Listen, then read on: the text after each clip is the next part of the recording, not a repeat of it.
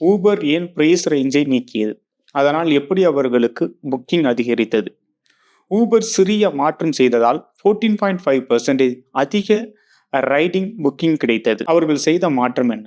அதிலிருந்து product manager நாம் என்ன கற்றுக்கொள்ளப் போகிறோம்? ப்ராடக்ட் மேனேஜர் ஆகிய நாம் பிரைஸ் ரேஞ்சை காட்டினால் யூசருக்கு உதவியாக இருக்கும் என்று நினைக்கின்றோம்.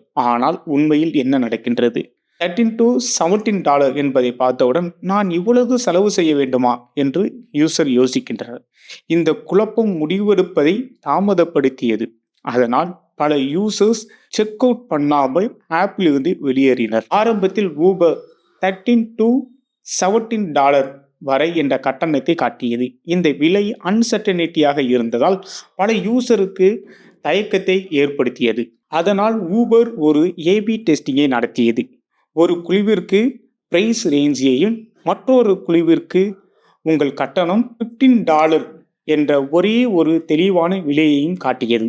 இதன் விளைவு ரைட் புக்கிங் 14.5% அதிகரித்தது. ஒரே ஒரு உறுதியான விலை யூசருக்கு குழப்பத்தை குறைத்து அவர்களின் நம்பிக்கையை அதிகரித்தது. ப்ராடக்ட் மேனேஜர் நாம் நினைவில் கொள்ள வேண்டிய முக்கியமான பாடம் இதுதான். அன்சர்டனிட்டி கன்வர்ஷனை குறைக்கும், கிளாரிட்டி கன்வர்ஷனை அதிகரிக்கும். யூசரை யூகிக்க வைக்கக்கூடாது. முடிந்தவரை தெளிவான தகவலை கொடுக்க வேண்டும். அது யூசருக்கு முடிவெடுப்பதை மிகவும் எளிதாக்கும்.